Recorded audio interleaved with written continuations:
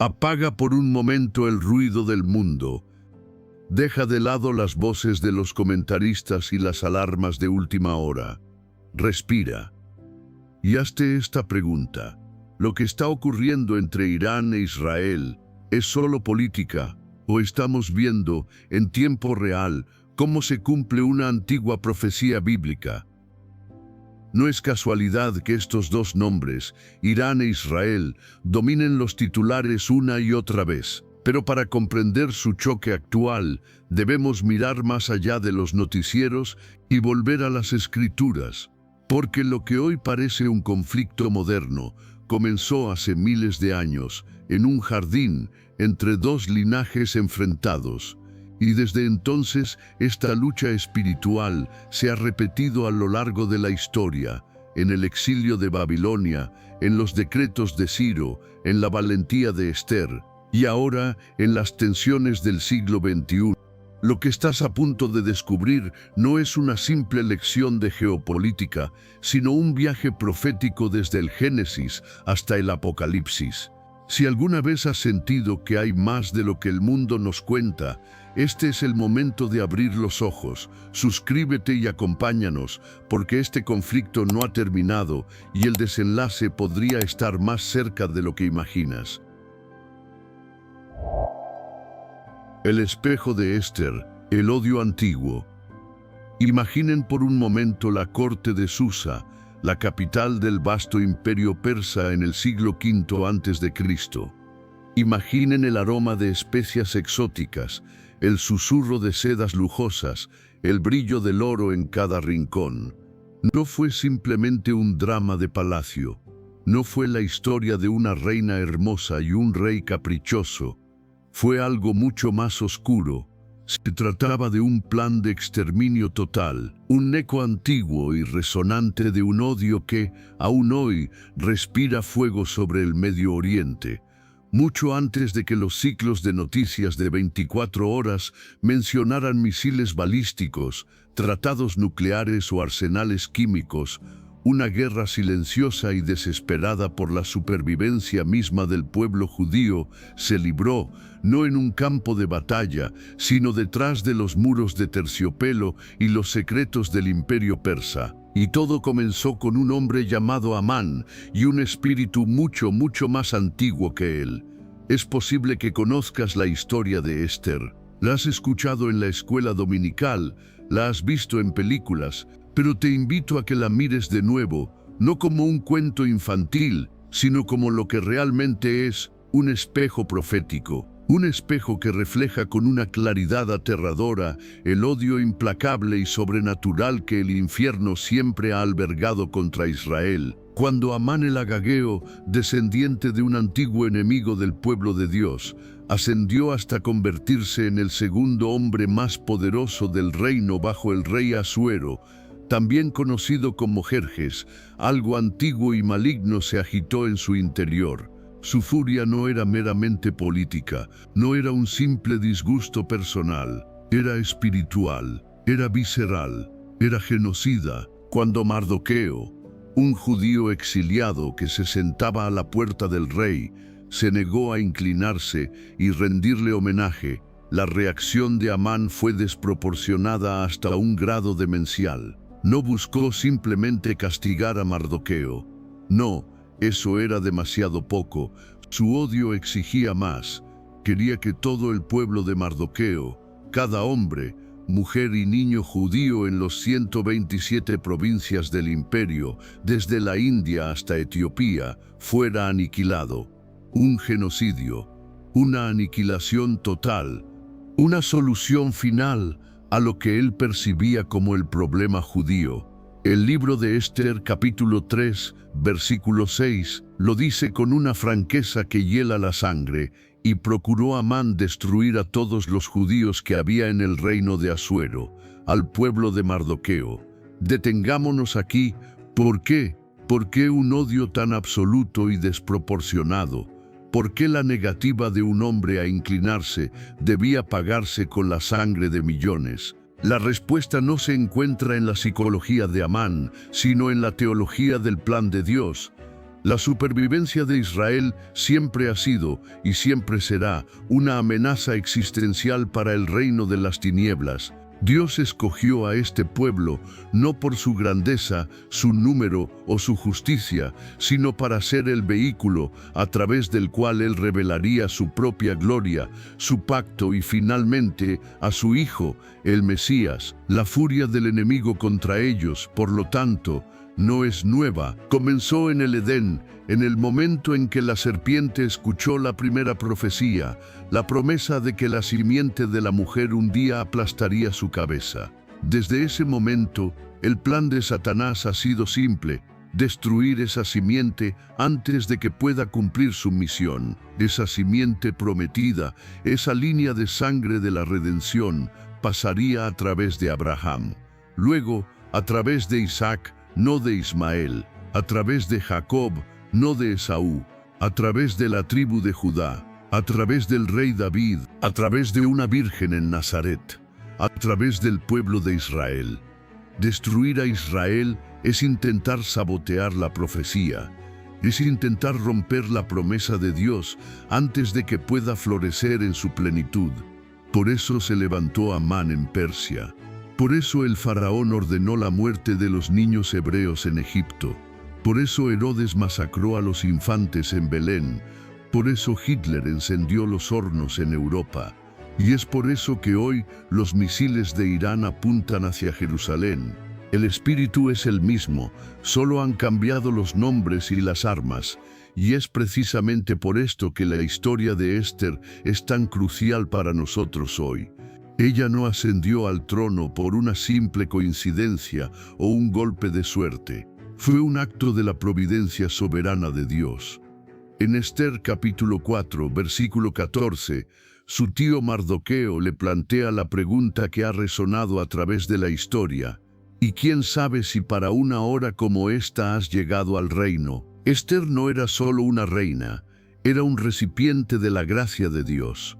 No solo ayunó y oró en privado, arriesgó su vida, desafió la ley irrevocable de Persia, que dictaba la muerte para cualquiera que se presentara ante el rey sin ser llamado. Caminó hacia esa sala del trono, hacia una muerte casi segura, para que su pueblo pudiera vivir. Puedes verlo. La intercesión de Esther en la corte de Susa fue un ensayo general, una sombra profética de la intercesión de Cristo en la cruz. Ella, una figura de Cristo, estaba dispuesta a dar su vida para salvar a su pueblo. Su historia nos muestra un patrón que Dios usa una y otra vez a lo largo de la historia.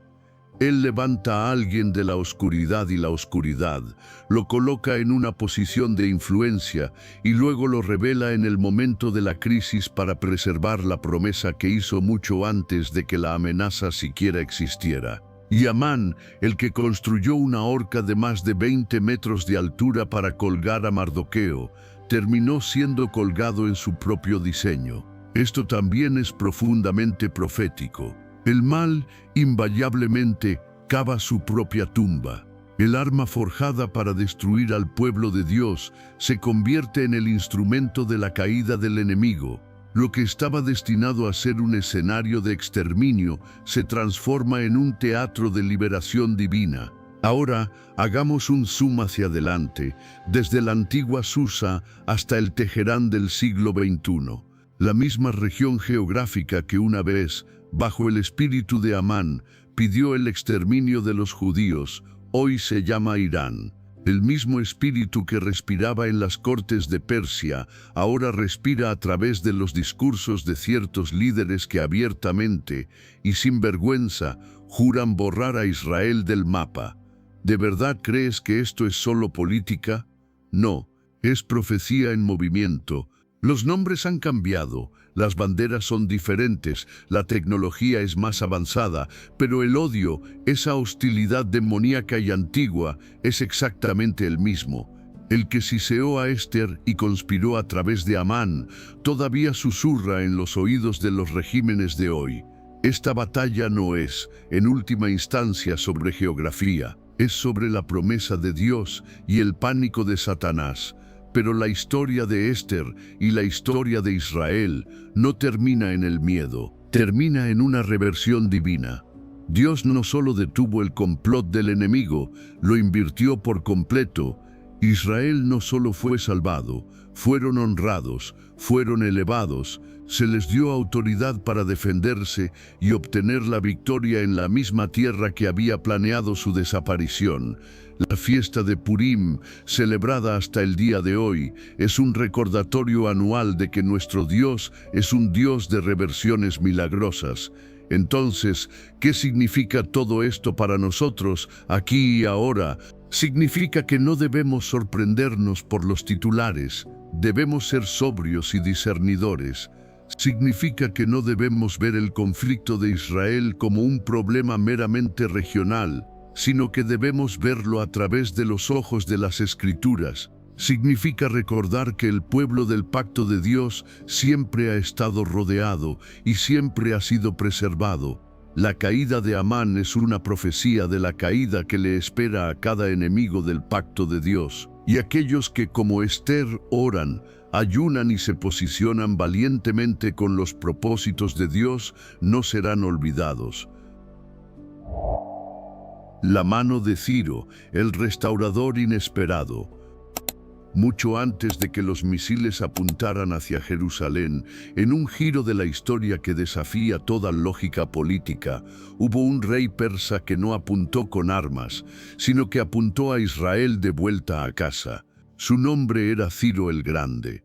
Y este hombre no era judío, no era un profeta de Yahvé, no era un hombre del pacto. Sin embargo, en las páginas de las Escrituras, Dios mismo le otorga títulos asombrosos, lo llama mi pastor y aún más impactante, mi ungido, Mesías en hebreo. Detengámonos y permitamos que el peso de esa palabra se asiente en nosotros. Mi ungido, el mismo Dios que dividió el Mar Rojo, que levantó a Moisés, que habló desde el Sinaí en fuego y truenos, ahora extendía su mano soberana hacia el corazón del imperio persa y coronaba a un rey gentil, un rey pagano, con un propósito profético divino. El profeta Isaías lo había proclamado con una precisión asombrosa, mucho antes de que Ciro naciera, nombrándolo por su nombre más de un siglo antes de que ascendiera al trono. En el libro de Isaías, capítulo 45, versículo 1, leemos: Así dice el Señor a su ungido, a Ciro, al cual tomé yo por su mano derecha para sujetar naciones delante de él. Este era un título, ungido, reservado para los sacerdotes y reyes de Israel, para hombres como Aarón, como Saúl, como el gran rey David. Y ahora de manera increíble se aplicaba a un emperador persa. ¿Qué clase de Dios hace algo así? Un Dios soberano. Un Dios cuyos planes no están confinados a las fronteras de la religión o la nacionalidad. Un Dios que controla no solo las tierras santas, sino también los tronos de los imperios enemigos. Ciro irrumpió en el escenario mundial en el siglo VI a.C., como el brillante fundador del imperio aqueménida. Sus conquistas fueron legendarias, extendiéndose desde el Mediterráneo hasta el río Indo. Pero su papel en la historia bíblica fue singular y definitorio. En el año 539 a.C., Ciro conquistó Babilonia. Con ello hizo añicos el imperio que había mantenido a Israel cautivo y esclavizado durante 70 largos y dolorosos años.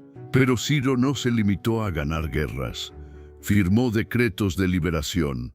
En un edicto real, registrado para siempre en el libro de Esdras, capítulo 1, Ciro no solo permitió que los exiliados judíos regresaran a su amada Jerusalén, sino que ordenó y financió la reconstrucción de su templo, que había sido reducido a escombros por los babilonios.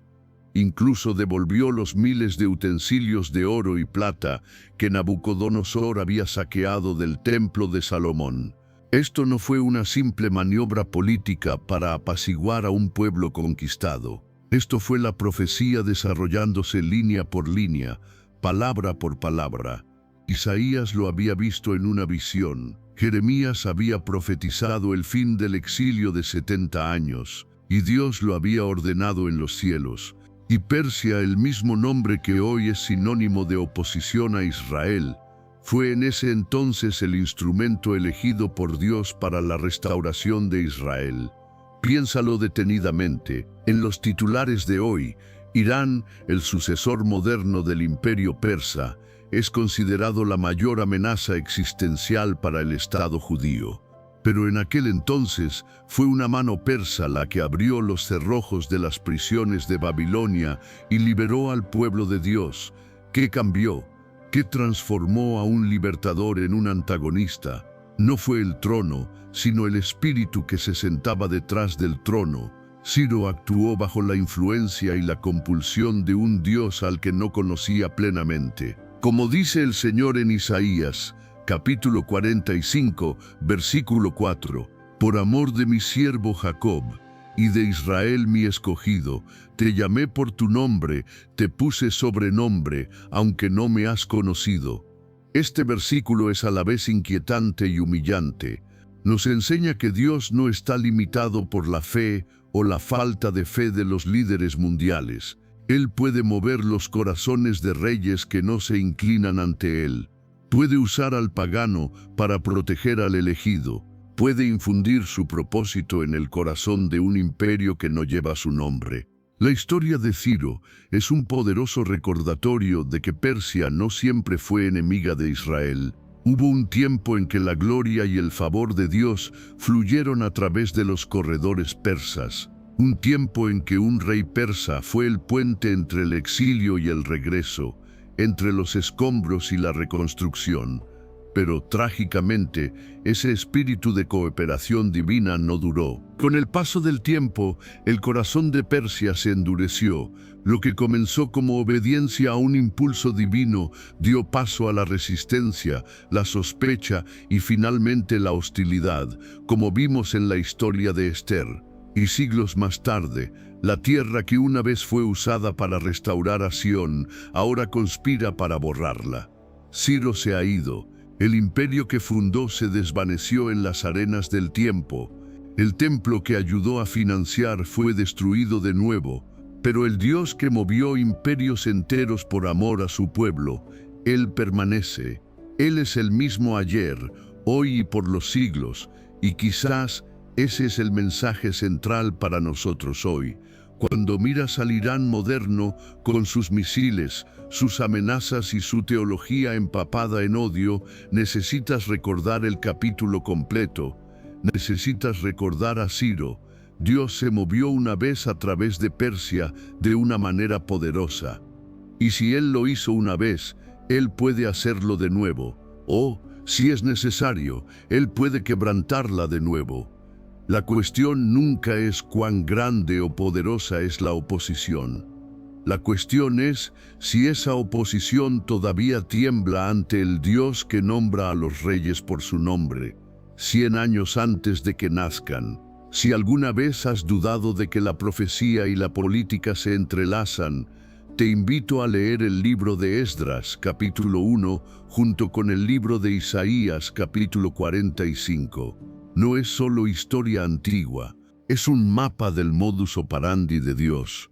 Porque cuando entiendes que Dios una vez usó a Persia para levantar a Sión, no temerás los titulares de hoy. En cambio, empezarás a observar con expectación cuál será su próximo movimiento soberano. La visión de Daniel, la guerra detrás del trono. Y si las batallas más grandes que dan forma a nuestro mundo, las que deciden el destino de las naciones, no se libran con drones, armas nucleares o ejércitos de hombres, sino en reinos que no podemos ver, y si los titulares que emanan del Medio Oriente, los ataques con misiles, los complots de asesinato, las amenazas de aniquilación, son solo las sombras parpadeantes que proyectan poderes antiguos que luchan en los cielos, justo encima de nuestras cabezas. Esto no es especulación de la nueva era, no es una teoría de conspiración, esto es el capítulo 10 del libro de Daniel. Y si nunca lo has visto de verdad, Si nunca has comprendido sus implicaciones, prepárate, porque cambiará para siempre la forma en que lees las noticias. Daniel no era un general, no empuñaba una espada ni comandaba un ejército. En este punto de su vida era un anciano exiliado, probablemente de más de 80 años, desgastado por décadas de servicio en cortes paganas. Lo encontramos ayunando junto al río Tigris, un hombre anciano orando en silencio. Sin embargo, los cielos temblaban cuando él oraba, porque Daniel entendía algo que nosotros a menudo olvidamos. La verdadera guerra nunca fue Babilonia contra Israel. Nunca fue siquiera Persia contra Israel. La verdadera guerra siempre ha sido espíritu contra espíritu, reino contra reino en el ámbito invisible. Y Daniel, por frágil y silencioso que pareciera, estaba sacudiendo el mismo reino donde se hacen y se deshacen los reyes terrenales.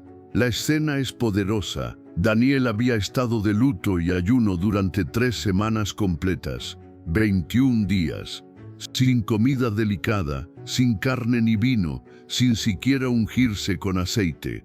Solo silencio, búsqueda y una carga insoportable por el futuro de su pueblo. Y entonces la visión llegó. Un ser de un brillo aterrador se paró ante él. Su cuerpo era como el berilo, su rostro tenía la apariencia de un relámpago, sus ojos eran como antorchas de fuego, sus brazos y sus pies brillaban como el bronce bruñido, y el sonido de sus palabras era como el estruendo de una multitud.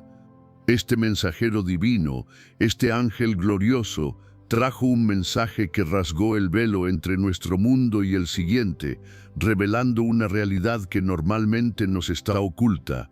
El ángel le dijo a Daniel: el príncipe del reino de Persia se me opuso durante 21 días. Leamos eso de nuevo. Daniel capítulo 10 versículo 13.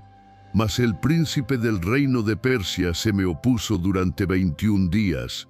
¿Qué significa esto? Significa que durante las 3 semanas que Daniel estuvo orando y ayunando, un emisario angelical enviado desde el trono de Dios había estado enfrascado en una feroz batalla. Había sido bloqueado, resistido por un oscuro espíritu territorial, una entidad demoníaca de alto rango tan intrínsecamente ligada al imperio persa que las escrituras la identifican como su príncipe. Hagamos una pausa aquí, porque la importancia de este versículo no puede ser exagerada. Esto no es lenguaje simbólico, no es una metáfora poética, es una revelación directa de la estructura del reino de las tinieblas. El cielo nos acaba de decir que las naciones no son solo estructuras políticas, económicas y militares, son fundamentalmente campos de batalla espirituales. Y detrás de las salas de audiencias, las estrategias militares y las campañas políticas de Persia, había una resistencia sobrenatural, un principado demoníaco activamente opuesto a los propósitos de Dios para su pueblo, Israel. La batalla no era realmente sobre Ciro o Darío, era sobre los tronos invisibles que estaban detrás de los tronos visibles. Y la razón por la cual la respuesta a la oración de Daniel se retrasó durante 21 días fue porque los ángeles de Dios estaban en combate directo con fuerzas demoníacas, luchando por influir en el destino del imperio persa y a través de él en el destino de Israel. Ahora avancemos rápidamente desde la visión de Daniel hasta el día de hoy. El Irán moderno, el heredero geopolítico y espiritual de la antigua Persia, está una vez más posicionándose, planeando y preparándose contra Jerusalén. Pero si solo ves la carne y la sangre, los políticos, los generales, los soldados, te perderás el panorama completo, te perderás la verdadera guerra. Porque el príncipe de Persia nunca murió realmente. Los demonios no mueren. Ese espíritu, el que retrasó las respuestas de Dios, el que se opuso a los mensajeros angelicales, el que ha resistido al pueblo de Dios durante milenios, todavía está en guerra. Y el campo de batalla principal sigue siendo el Medio Oriente. Pero no creas ni por un segundo que esta batalla es solo por un pedazo de tierra. Es una batalla por el pacto, es una batalla por la promesa, es una batalla por el linaje del Mesías y el cumplimiento de la profecía. Y Daniel, hace siglos, se encontró justo en medio del fuego cruzado. Pero esto nos lleva a una pregunta crucial. ¿Por qué fue la oración de Daniel tan importante, tan potente, que desencadenó una guerra de esta magnitud en los cielos? La respuesta es simple y profunda, porque la intercesión ferviente dobla la historia. Porque cuando un hombre o una mujer justos oran, el cielo se mueve y el infierno se resiste con todas sus fuerzas.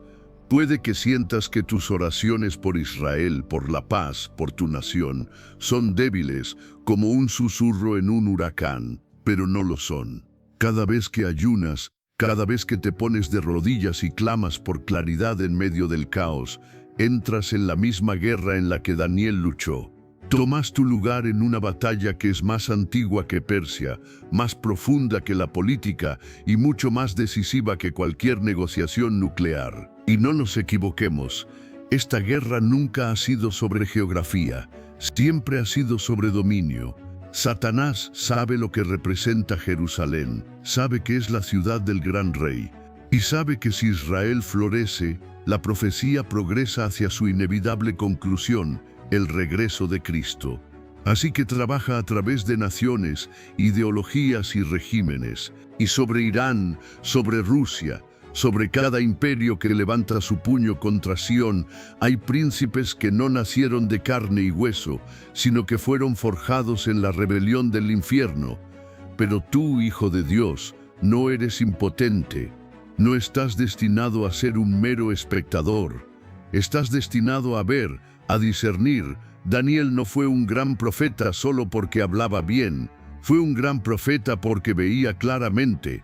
Discernió el momento histórico en que vivía, sintió la presión en los cielos y se mantuvo de rodillas el tiempo suficiente para que el cielo irrumpiera. Si alguna vez te has preguntado por qué el régimen de Irán odia a Israel con tanta pasión, por qué sus líderes están tan obsesionados con Jerusalén, ahora conoces la respuesta espiritual. Es el príncipe de Persia, todavía resistiendo, todavía rugiendo, pero finalmente condenado al fracaso, porque la historia de Daniel no termina en retraso y frustración, termina en una victoria contundente. El ángel le dice, pero he aquí Miguel, uno de los principales príncipes, vino para ayudarme. El arcángel Miguel, el gran guerrero de Dios, fue enviado como refuerzo. El cielo no pierde batallas, a veces solo espera a que los vigilantes fieles permanezcan en sus puestos, de rodillas, porque lo que Daniel vio es lo que tú y yo debemos entender ahora. Esta guerra es real, está en su apogeo y no ha terminado, pero tampoco la promesa. Aquel que llamó a Daniel por su nombre, que envió ángeles para responderle, que quebró el poder de Babilonia y usó a Persia para sus propósitos, él reina todavía. Y hoy te está llamando a ti, a mantenerte firme, a vigilar y a orar como nunca antes. El espíritu de Amán, el eco de un odio eterno. Existen espíritus que no mueren cuando el cuerpo que habitan cae. Existen odios tan antiguos y arraigados que no se desvanecen con el paso del tiempo. Algunas guerras no se transmiten en planes de batalla o tratados de paz, sino en juramentos demoníacos y en una furia espiritual que pasa de generación en generación, buscando un nuevo anfitrión, una nueva bandera, un nuevo megáfono. Amán murió en una horca persa. Sí, su cuerpo fue destruido, su orgullo aplastado por la misma trampa que había tendido para Mardoqueo. Pero el espíritu que lo movió, esa entidad de odio antiguo contra el pueblo elegido de Dios, nunca fue a la tumba con él. Simplemente esperó y encontró nuevos nombres, nuevas ideologías, nuevos discursos. Y hoy, en la retórica de los ayatolás de Irán, en las multitudes que cantan muerte a Israel en las calles de Teherán. Esa misma ira ancestral respira de nuevo. El Salmo 83 no es solo un poema lírico, es un mapa profético del odio antiguo. Se abre como un titular de noticias escrito ayer mismo. Los enemigos de Israel se unen y dicen en el versículo 4, «Venid y destruyámoslos para que no sean nación y no haya más memoria del nombre de Israel». Reflexiona sobre esas palabras. No son metáforas, no son hipérboles poéticas. Son las palabras exactas que se predican desde las plataformas en Teherán y se susurran en los corredores del poder de los regímenes hostiles en todo el Medio Oriente. Pero esta estrategia no es nueva, ya estaba registrada en la palabra de Dios. Dios la escuchó primero y Él nunca olvida. Irán, bíblicamente conocida como Persia, ha mostrado dos rostros a lo largo de la historia, como un llano de la profecía. En los días de Ciro, como hemos visto, llevaba el rostro de un libertador, un instrumento de restauración que levantaba a los exiliados, reconstruía templos y financiaba la adoración a Yahvé. Pero bajo la influencia del espíritu de Amán, Persia se torció. Dejó de ser una herramienta en la mano de Dios para convertirse en una lanza levantada contra su pueblo.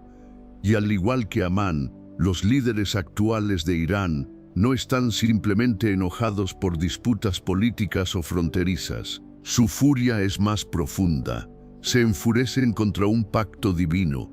Quieren borrar una promesa que fue escrita con la tinta del cielo mucho antes de que su nación existiera. El libro de Ezequiel, capítulo 35, hace eco de esta misma raíz espiritual.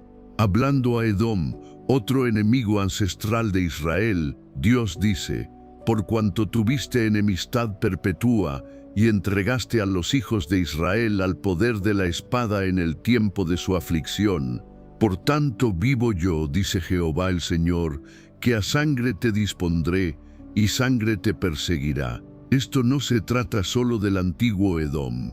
Es un principio divino que se aplica a cualquier poder, ya sea político o espiritual, que se deleita en la calamidad de Israel y alberga una enemistad perpetua contra el pueblo de Dios. Dios no olvida quién ha tocado a la niña de su ojo. Algunos cristianos hoy en día tienen miedo de nombrar esta realidad espiritual. Otros se apresuran a politizarla, encajándola en sus estrechas cajas de izquierda o derecha. Pero esta guerra no es de izquierdas ni de derechas. Es antigua, es profética y es innegablemente espiritual. Amán no odiaba a los judíos por su política exterior o sus prácticas comerciales. Los odiaba por su propósito divino, porque ellos llevaban en su interior la simiente del Mesías. Llevaban la marca indeleble de un pacto que Satanás nunca podría replicar o destruir. Los líderes de Irán hoy, ya sea que lo sepan conscientemente o no, se han alineado con esa misma furia espiritual. Sus armas son nuevas y más mortíferas. Sus discursos se transmiten digitalmente a todo el mundo en segundos, pero el espíritu que los anima es viejo, muy viejo. Y sin embargo, al igual que en los días de Esther, Dios siempre tiene un remanente que intercede, un Mardoqueo que vigila a las puertas, una Esther que arriesga todo por amor a su pueblo. La horca estaba destinada a ser el fin de Israel en Persia, pero se convirtió en el lugar de la reversión divina. Y creemos con todo nuestro corazón que el mismo Dios que convirtió el complot de Amán en la liberación de Israel todavía está observando atentamente la furia de las naciones. Si tu corazón arde por comprender estas verdades a un nivel más profundo, hemos creado libros electrónicos y recursos de estudio para ayudarte a navegar por la profecía bíblica sin miedo y sin confusión. No son solo herramientas, son antorchas para iluminar tu estudio en estos tiempos oscuros. Te invitamos a visitar nuestro sitio para explorarlos todos. Miles de personas ya los están utilizando para crecer en audacia y anclarse en la verdad de la palabra. mientras el mundo se vuelve cada vez más ruidoso con mentiras. El espíritu de Amán no murió, pero tampoco el Dios que lo ve, tampoco el Dios que le responde, y él no está nervioso, no está improvisando, simplemente está desarrollando, paso a paso, el plan que él mismo ya escribió. La horca se está construyendo de nuevo en el Medio Oriente, pero también, en secreto y en silencio, se está preparando la liberación, que los sabios disciernan, que la iglesia despierte, que los intercesores se levanten, y que todo espíritu de Amán, en cada nación, sepa esto: Esther todavía tiene una voz, y el rey todavía está observando desde su trono. La profecía de Ezequiel, la coalición del fin de los tiempos. No son las ojivas nucleares las que deberían hacernos temblar primero, son los antiguos pergaminos. Mucho antes de que los misiles tuvieran un alcance intercontinental, mucho antes de que se firmaran alianzas militares secretas en Moscú o Teherán, hubo una profecía, una visión asombrosa dada a un profeta en el exilio, Ezequiel, junto al río Quebar en Babilonia. Vio algo tan vasto, tan aterrador y tan geopolíticamente preciso, que eruditos, soldados y santos todavía susurran sobre ello hoy.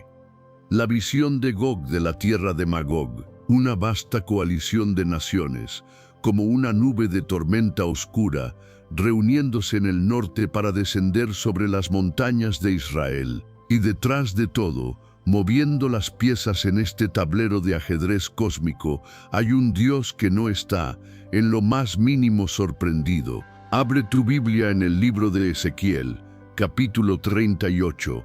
Verás nombres que suenan antiguos, casi míticos: Gog, de la tierra de Magog, príncipe soberano de Mesec y Tubal. La mayoría de los eruditos bíblicos identifican a Magog, Mesec y Tubal con territorios que hoy forman parte de la Rusia moderna y Turquía.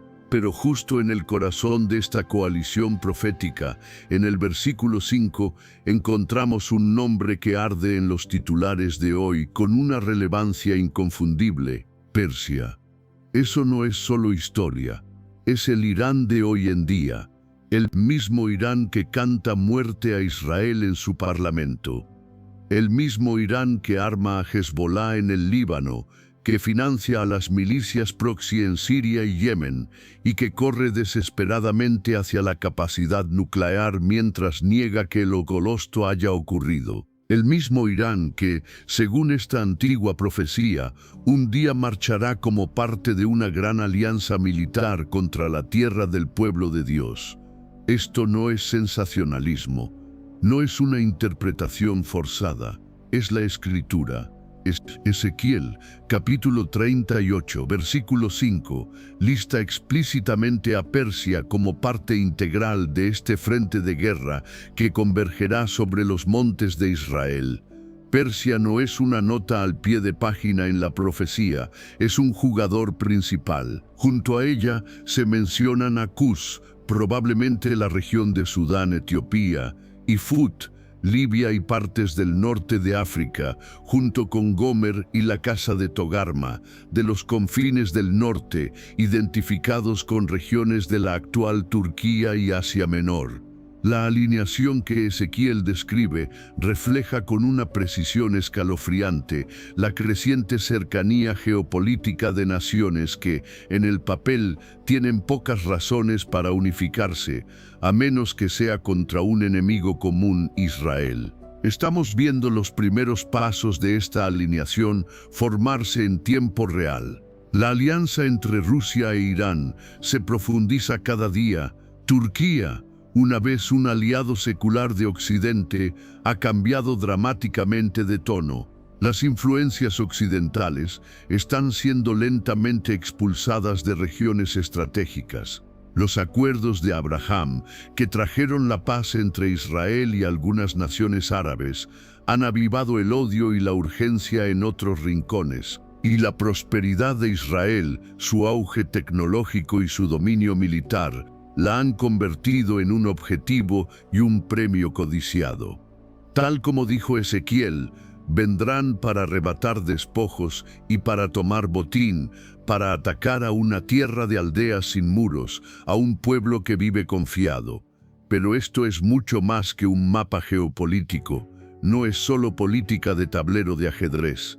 Es teatro espiritual a escala global. Lo que Ezequiel vio no fue simplemente una guerra de naciones, sino una guerra de espíritus, orquestada por Dios mismo para su propio propósito final.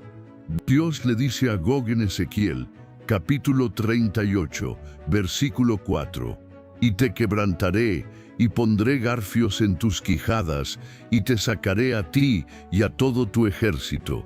Piensa en esa imagen, garfios en tus quijadas. Esto no es simplemente Irán o Rusia decidiendo atacar por su cuenta. Es un Dios soberano, el Señor de la historia, dirigiendo un enfrentamiento final que Él mismo ha planeado. Persia no se moverá un centímetro a menos que el cielo lo permita. Y cuando lo hagan, será por una razón climática y definitiva, declarada por Dios mismo en el versículo 16. Para que las naciones me conozcan cuando sea santificado en ti, oh Gog, delante de sus ojos. Aquí reside la gran paradoja de esta profecía. Israel estará rodeado. La situación parecerá desesperada. Las naciones se levantarán en una furia imparable. Y entonces Dios responderá. No con una resolución diplomática de las Naciones Unidas, sino con un temblor de la creación misma, con terremotos, con confusión y luchas internas entre el enemigo, con fuego y granizo cayendo del cielo, una defensa divina tan abrumadora que no dejará ninguna duda en la mente de nadie en la tierra. Israel no habrá sobrevivido por su domo de hierro, sino por la intervención directa desde el trono celestial. El capítulo 39 de Ezequiel describe las secuelas, los cadáveres de los ejércitos invasores cubriendo la tierra, un proceso de limpieza que durará 7 meses, y un mundo atónito, forzado a reconocer la santidad y el poder del Dios de Israel. Debes entender esto, la amenaza de Irán no es nueva, es antigua, está predicha, no es solo geopolítica, es profundamente profética. El ascenso de Persia en esta guerra final no es el principio del fin del mundo. Es parte de una estrategia divina para despertar al mundo, para humillar a los soberbios y para llamar la atención de la humanidad hacia él. Cada movimiento está contado, cada amenaza ha sido vista, cada titular de noticias fue preescrito en los pergaminos sagrados de la Escritura. Entonces, ¿qué significa esto para ti que vives en esta era? Significa que no debes entrar en pánico, pero tampoco debes dormirte. Significa que debes vigilar, orar y discernir los tiempos. No estés tan ocupado discutiendo sobre política que te olvides de la profecía.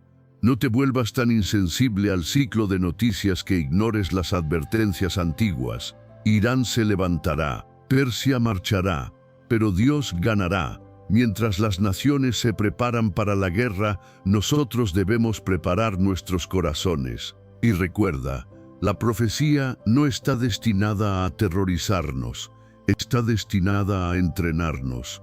No estás viendo el fin del mundo, estás viendo la palabra de Dios desarrollarse con una precisión infalible, y cada titular, cada amenaza, cada movimiento de tropas, todavía se inclina ante su mano soberana. El epicentro de Zacarías, Jerusalén, la copa de temblor. Dijeron que era solo otro titular, solo otra ronda de fuego intercambiado entre Israel y sus enemigos. Pero tú, ¿qué sentiste? Y si el temblor que sacude a Jerusalén no es solo político, sino profundamente profético. Y si los misiles que surcan el cielo nocturno no son el comienzo del caos, sino los ecos de algo antiguo, escrito mucho antes de que los tanques trazaran líneas en la arena o los diplomáticos redactaran tratados inútiles. En el libro de Zacarías, escrito después del regreso del exilio babilónico, Dios hace una declaración asombrosa sobre el destino de una ciudad. En el capítulo 12, versículo 2, el Señor declara: «He aquí yo pongo a Jerusalén por copa, que hará temblar a todos los pueblos de alrededor». Y en el versículo 3 añade: «Y en aquel día yo pondré a Jerusalén por piedra pesada a todos los pueblos. Todos los que se la cargaren serán despedazados, bien que todas las naciones de la tierra se juntarán contra ella». Finalmente, en el capítulo 14, versículo 2, la profecía alcanza su punto culminante: «Porque yo reuniré a todas las naciones para combatir contra Jerusalén, y la ciudad será tomada». Detengámonos y absorbamos la magnitud de estas palabras. No son metáforas, no son advertencias poéticas, son pronunciamientos divinos, y nosotros, en nuestra generación, estamos viviendo al borde de su cumplimiento. Jerusalén nunca ha sido simplemente un punto en el mapa. No es solo una ciudad antigua con una historia fascinante. Es el epicentro del pacto de Dios, de la promesa de Dios y, en última instancia, de la guerra final de Dios. Y el régimen de Irán lo sabe, no solo como un Estado-nación, sino como un vehículo para un espíritu antiguo. Sus amenazas de borrar a Israel del mapa no nacen de una mera política, están alimentadas por el mismo odio antiguo que hemos rastreado a lo largo de esta historia. El espíritu que incitó a Faraón a ahogar a los bebés hebreos en el Nilo, el espíritu que llenó a Amán para tramar un genocidio en Persia, el espíritu que susurró en el oído de Hitler en Alemania. Ese espíritu respira de nuevo, y sus ojos inyectados en sangre están fijos en Sión. Pero Zacarías lo vio venir, vio el temblor, vio el asedio, vio la traición, vio un día en que Jerusalén se convertiría en una piedra pesada para todas las naciones. Piénsalo, el mundo tiene más de 190 países. Sin embargo, esta pequeña franja de tierra, esta única ciudad, es el centro de cada debate en las Naciones Unidas, de cada alianza global, de cada titular internacional. ¿Es eso una coincidencia? ¿Es aleatorio? No, es divino. Es el cumplimiento de la profecía de Zacarías ante nuestros propios ojos. La profecía de Zacarías va aún más lejos. En el capítulo 14, dice que el monte de los olivos, al este de Jerusalén, se partirá en dos, que Dios mismo descenderá para luchar por su ciudad. La batalla por Jerusalén no es, en última instancia, una batalla humana, es celestial. Y cuando Irán levanta sus amenazas, cuando el mundo pide que Israel sea dividido, recuerda esto: no solo están resistiendo a una nación, están resistiendo el pacto eterno de Dios. Ya lo vemos manifestándose.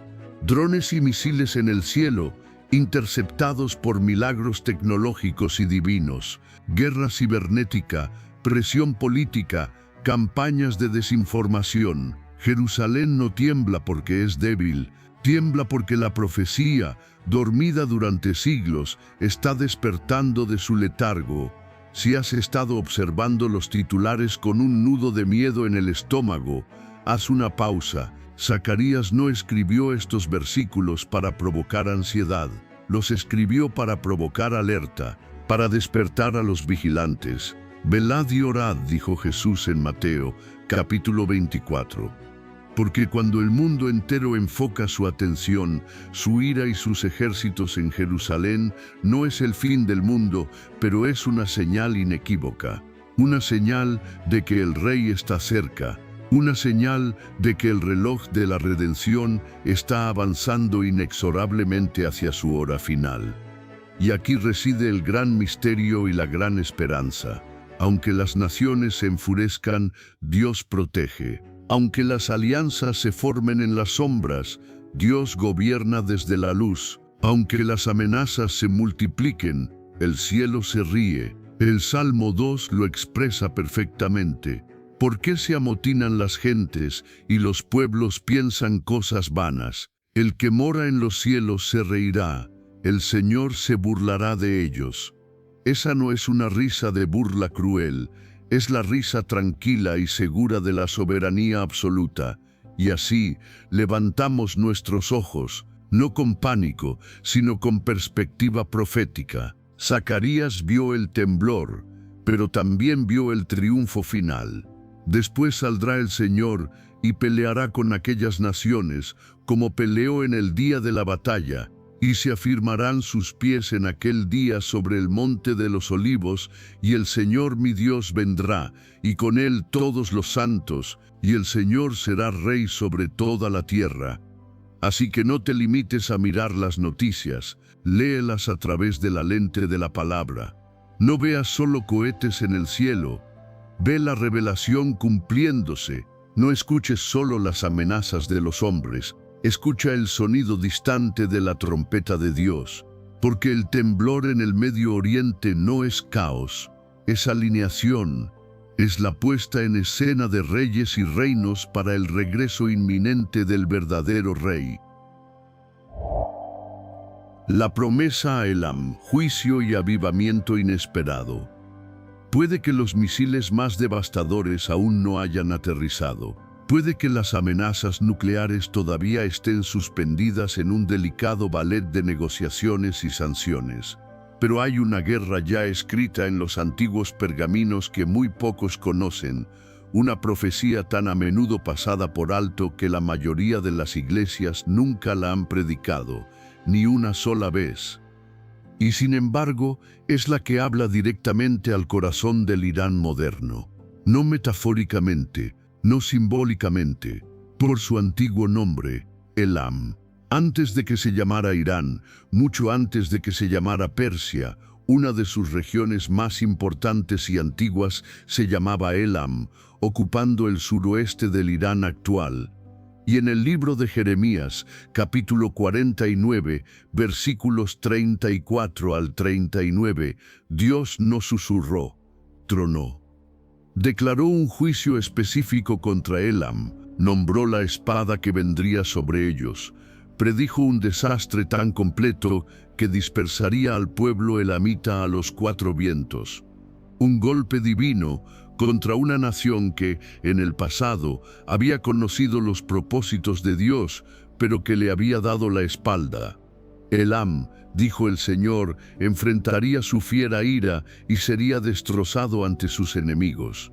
Esta no era la retórica de un profeta enojado con sus vecinos. Era Dios, el Señor de la historia, nombrando el fin desde el principio, desvelando su plan. En el versículo 35, Dios declara, así ha dicho el Señor de los ejércitos, he aquí que yo quiebro el arco de Elam, parte principal de su fortaleza. Elam era famoso por sus arqueros. Quebrar su arco no era solo una humillación militar, era un despojo espiritual. Un reino conocido por su destreza en la guerra perdería su fuerza, no ante los hombres, sino ante Dios mismo. Pero es aquí, en medio de la advertencia, donde la historia da un giro que te sacude hasta la médula. La profecía no termina en juicio, porque al final de esa misma advertencia, después de hablar de terror, exilio y vergüenza, Dios dice algo que nadie esperaba. En el último versículo, el 39, el Señor declara, pero acontecerá en los últimos días que haré volver la cautividad de Elam. La misma nación juzgada recibe una promesa de misericordia. El mismo Irán que ahora amenaza a Israel, según las Escrituras, no está más allá del alcance de la mano redentora de Dios. Juicio y restauración, ira y esperanza. Lo que parece una inevitable condena nuclear en los titulares de las noticias, ya está contado en la palabra y no termina solo en un temblor de juicio, sino en la asombrosa posibilidad de un avivamiento. Que quede claro, esto no es un respaldo al régimen actual de Irán, no es una negación de las amenazas, de la financiación del terrorismo o de la retórica genocida que emana regularmente de sus líderes. Se trata de algo más profundo. Se trata de una guerra que comenzó mucho antes de los oleoductos o las cumbres internacionales. Una guerra entre el cielo y el espíritu de Amán.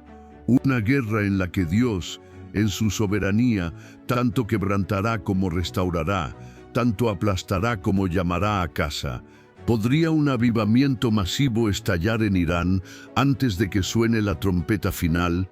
¿Podría el mismo suelo que hoy arde de odio arder mañana de santidad y adoración? No te sorprendas, porque la historia nos enseña que es precisamente en los lugares de más profunda oscuridad donde Dios a menudo derrama su espíritu con el fuego más innegable. Y está sucediendo ahora mismo. Mientras los líderes en Teherán se jactan de sus capacidades militares, las iglesias subterráneas en Irán están experimentando un crecimiento explosivo. De hecho, Irán tiene una de las iglesias evangélicas de más rápido crecimiento en el mundo. Creyentes de trasfondo musulmán se reúnen en secreto, en salas de estar, arriesgando todo para adorar a Jesús. Y muchas de las amenazas más feroces contra Israel hoy podrían, por la gracia de Dios, convertirse en parte de la familia de Dios mañana. ¿Qué haces con una verdad como esta? Si solo estás mirando los misiles y esperando el apocalipsis, estás viendo la historia con un solo ojo. Lo que necesitas hacer es levantar tus ojos a la palabra completa y preguntar, Señor, ¿qué estás haciendo? Él está quebrando el arco del poder militar, pero también está preparando la misericordia. Ahora la pregunta es para nosotros. Oraremos por Elam, vigilaremos no solo esperando la guerra, sino también esperando la maravilla de la salvación. El llamado de Jesús, velad y orad, no son solo titulares, son presagios, son las señales de los tiempos. Cuando ves a Israel e Irán parpadear en tu pantalla, no solo estás viendo política, estás viendo la profecía llamar a tu puerta, cada vez más fuerte. En el discurso del Monte de los Olivos, registrado en Mateo capítulo 24 y en Lucas capítulo 21, Jesús no dio un sermón vago sobre la paz interior, dio advertencias específicas, globales, geopolíticas e inquietantes. Habló de guerras y rumores de guerras, de nación levantándose contra nación, de Jerusalén rodeada de ejércitos, de terremotos, hambres y pestilencias, de miedo y angustia entre las naciones. Y en medio de toda esta descripción del caos venidero, repitió una y otra vez una palabra clave, un mandato para sus seguidores: velad. Pero ¿qué significa realmente velar en el siglo XXI? No significa pasar horas interminables navegando por las redes sociales, atrapado en un ciclo de distracción y desesperación. No significa entrar en pánico cada vez que hay un ataque con misiles o una votación hostil en la ONU. Velar significa discernir, significa conocer la palabra de Dios tan íntimamente que puedes reconocer cuando el mundo ha entrado en sus páginas. Significa permanecer espiritualmente despierto mientras otros, incluso dentro de la iglesia, caen en un profundo sueño de complacencia. Significa negarse a llamar político a lo que Dios ha llamado claramente espiritual.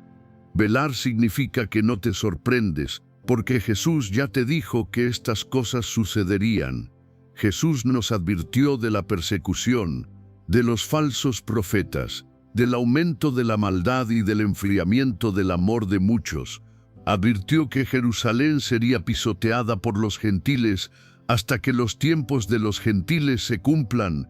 Dijo que los corazones de los hombres desfallecerían por el temor y la expectación de las cosas que sobrevendrán en la tierra. Pero también dijo algo más, algo radicalmente esperanzador. Cuando estas cosas comiencen a suceder, erguíos y levantad vuestra cabeza, porque vuestra redención está cerca. No levantamos la cabeza porque las noticias mejoraron, levantamos la cabeza porque sabemos que el Rey viene, y hoy Irán amenaza a Israel abiertamente. Jerusalén es un punto de presión global. Las naciones se están alineando, temblando, preparándose exactamente como lo describieron los profetas. Occidente está confundido y paralizado. Oriente está envalentonado y agresivo. Y los creyentes, tristemente, están a menudo divididos. Algunos dormidos en la comodidad, otros despiertos pero paralizados por el miedo. Pero la palabra de Dios, la palabra viva y eficaz, está cortando a través de la niebla. La palabra vio todo esto antes de que se imprimiera el primer titular. Y la palabra te dice a ti y a mí hoy, velad. No solo los cielos, sino vuestra propia alma. Este temblor global no es aleatorio, es quirúrgico. Está diseñado para podar los corazones, para exponer los ídolos de la seguridad terrenal y para trazar una línea clara en la arena. O te duermes con el mundo, o te despiertas con la palabra, o descartas lo que ves como mero ruido político, o disciernes que el cielo se está volviendo más y más ruidoso. Amigo, amiga, este no es el momento para una fe tibia, es el momento para una vigilancia probada por el fuego, para el ayuno, para el arrepentimiento, para vivir cada día como si lo que Jesús dijo fuera realmente cierto. Porque lo es. Esto no es alarmismo, es un llamado a un despertar temeroso y reverente. El principio de la sabiduría es el temor del Señor. Y la sabiduría es lo que más necesitamos en esta hora. Irán es más que una nación, es un escenario profético. Israel es más que un país, es un pacto viviente. Y cada alianza, cada tensión, cada fuego en la frontera está haciendo eco de algo más profundo, algo antiguo, algo inevitable. Dios se está moviendo. La hora es tardía y la iglesia debe velar. Que los que tienen oídos para oír, velen. Que los que creen, ardan con una santa urgencia.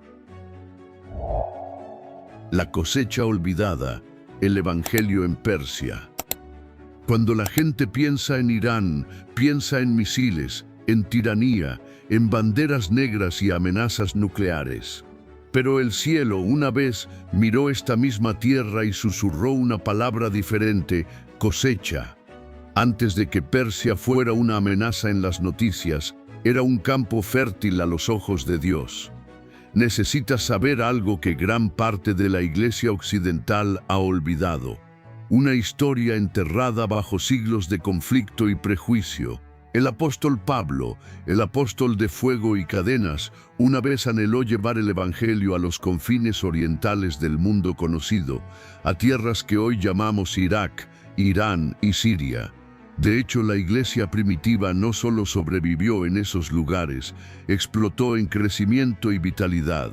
Y ahora, incluso bajo la sombra sofocante de la opresión y el secreto, esa antigua chispa se está encendiendo de nuevo.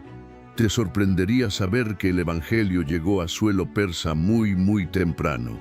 La historia de la iglesia, fuera de las páginas de la Biblia, nos muestra que después del ministerio de Pablo en el oeste romano, la fe fluyó con una fuerza imparable hacia el este. Se cree firmemente que el apóstol Tomás, uno de los 12 originales, pasó por Persia en su legendario viaje misionero a la India. Una iglesia subterránea poderosa y vibrante prosperó en lo que hoy es Irán durante siglos, mucho antes de que el Islam político echara raíces en esa tierra. Este es un suelo que Dios ya había tocado. Este era un pueblo que Él no había olvidado. Para Él, nunca fue solo un mapa político. Siempre fue un mapa de almas. Cuando el apóstol Pablo clamó en su carta a los romanos que estaba ansioso por predicar el Evangelio donde Cristo aún no había sido nombrado, a menudo imaginamos sus viajes a Roma y España. Pero, ¿qué hay de la otra dirección? ¿Qué hay del antiguo camino a Elam? ¿Qué hay de los descendientes de Ismael y el remanente de Sem? ¿Qué hay de los lugares donde Daniel oró una vez y donde Ezequiel lloró? ¿Qué hay de Persia? La conexión es aún más directa. En el libro de los Hechos, capítulo 2, en el día de Pentecostés, Cuando el Espíritu Santo descendió como lenguas de fuego, la Biblia nos da una lista de las nacionalidades presentes en Jerusalén. Y allí, entre los partos y los medos, leemos de los elamitas. Pero estaban en la multitud. Escucharon el Evangelio en su propio idioma desde el primer día, y llevaron esa palabra de fuego de vuelta a casa. No hay registro bíblico de que Pedro o Pablo llegaran personalmente hasta el corazón de Persia, pero el fuego del Evangelio sí llegó. Para el siglo III después de Cristo, la Iglesia del Oriente, con su base en gran parte en Persia, era una fuerza misionera formidable, enviando evangelistas hasta China por la ruta de la seda. El Evangelio nunca fue una religión occidental. Fue global desde el principio. Pero trágicamente, esa gloriosa historia fue enterrada bajo siglos de sangre e invasión. El zoroastrismo dio paso al Islam. Las iglesias se convirtieron en mezquitas. Las Biblias se volvieron ilegales. Los pastores desaparecieron. Y sin embargo, en la providencia de Dios, la semilla subterránea nunca murió por completo. Y ahora está floreciendo de nuevo. Mientras los gobiernos se jactan de misiles, las iglesias en las casas florecen en la oscuridad. Ahora mismo, como mencionamos antes, Irán tiene uno de los movimientos cristianos subterráneos de más rápido crecimiento en el mundo, no en grandes edificios con luces y escenarios, sino con oraciones susurradas, con bautismos secretos en bañeras y con innumerables personas que han visto a Jesús en sueños y visiones. Están arriesgando la prisión, la tortura e incluso la muerte, no por una religión, sino por una relación con un hombre llamado Jesús. Si crees que Irán es solo una amenaza, no conoces la historia completa. Irán es también una profecía de cosecha.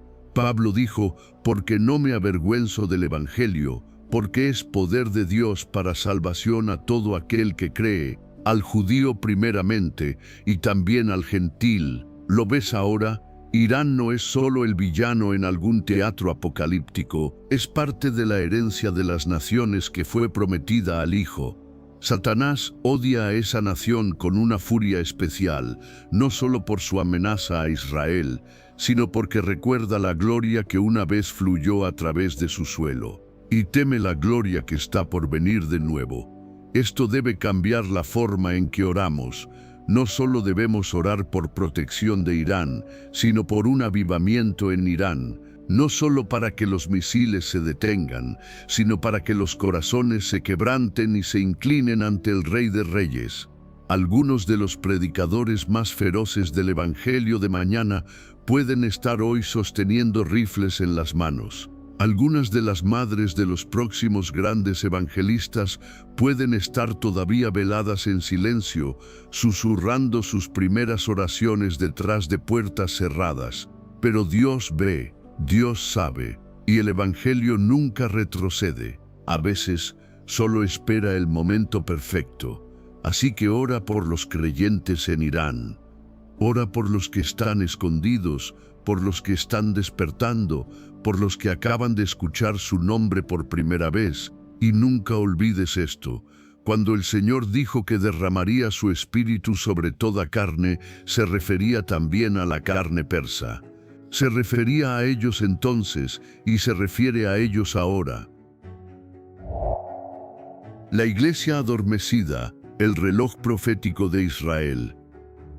Es posible desplazarse por los titulares día tras día y no darse cuenta de que estás viendo la profecía desarrollarse en tiempo real. Así de adormecida, así de anestesiada se ha vuelto gran parte de la iglesia. Vemos misiles disparados hacia Jerusalén y pensamos que es solo política.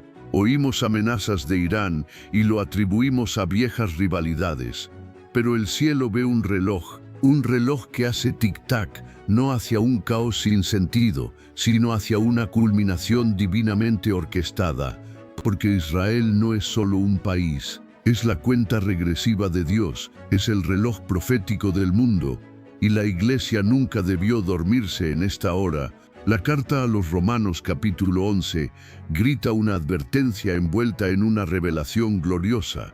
El apóstol Pablo nos dice enfáticamente que el rechazo parcial y temporal de Israel no fue final y que su historia no ha terminado. Los llama amados por causa de los patriarcas e insiste en que su restauración final es parte del gran misterio del plan redentor de Dios.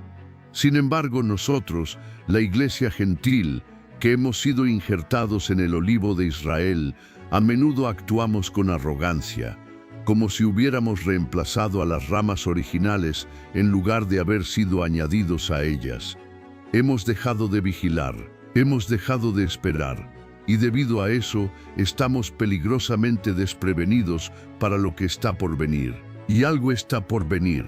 El libro de Apocalipsis capítulo 12 rasga el velo para mostrar una visión cósmica, una mujer vestida del sol Israel que da a luz a un hijo varón, el Mesías, y es perseguida implacablemente por un gran dragón rojo, Satanás. Esto no es una fantasía poética, es una representación espiritual de la guerra que la Iglesia debía ver y entender.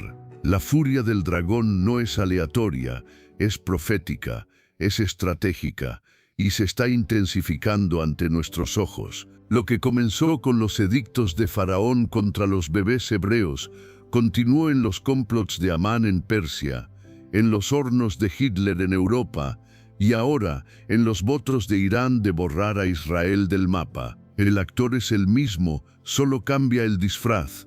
Hemos espiritualizado demasiado, hemos desinfectado demasiado la palabra de Dios, quitándole su poder profético y terrenal. Pero lo que Dios escribió se está cumpliendo, y en esta hora, o estamos despiertos y orando, o estamos dormidos y pereciendo espiritualmente. Debemos dejar de tratar las noticias de Israel como su problema. La Iglesia debe dejar de divorciarse de su madre profética, porque malinterpretar el lugar de Israel es leer mal la hora en el reloj de Dios.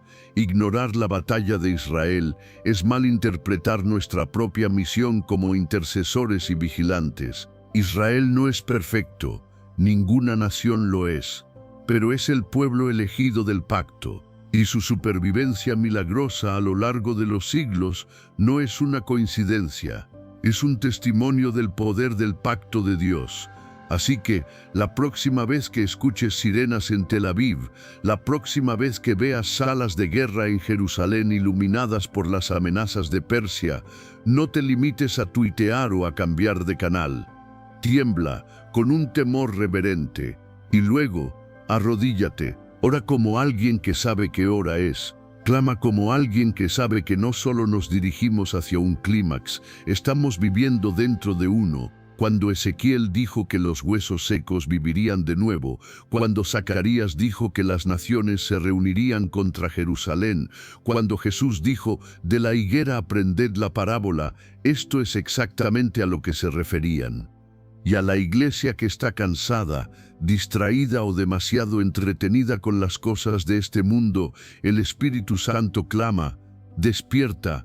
Esto no es un simulacro, no eres impotente, no eres un observador pasivo en las gradas de la historia. Eres el intercesor de esta era, eres la generación de Esther, eres el remanente de Romanos 11, eres el guerrero de Apocalipsis 12. Llevas una trompeta de advertencia en una mano y el evangelio de la paz en la otra. No estás llamado al pánico, estás llamado a profetizar. No estás llamado al temor, estás llamado a una fe audaz y vigilante. Y si el mensaje de hoy te ha sacudido, qué bueno, quizás es la alarma que tu espíritu necesitaba, porque el reloj está avanzando y el Espíritu de Dios se está moviendo. Israel es la pieza central del reloj, pero tú, la Iglesia, eres la respuesta. Levantémonos como si hubiéramos nacido precisamente para esta hora, porque de hecho así fue. Dijeron que solo sería otro titular, otro conflicto, otra ronda de fuego y represalias. Pero para ti, el que está sentado en silencio, navegando por un mundo que se desmorona, sentiste algo más profundo, Un temblor en tu espíritu, una presión detrás del pánico, una pregunta que no puedes quitarte de encima. ¿Qué está diciendo Dios en medio de todo esto? ¿Qué significa estar vivo aquí y ahora?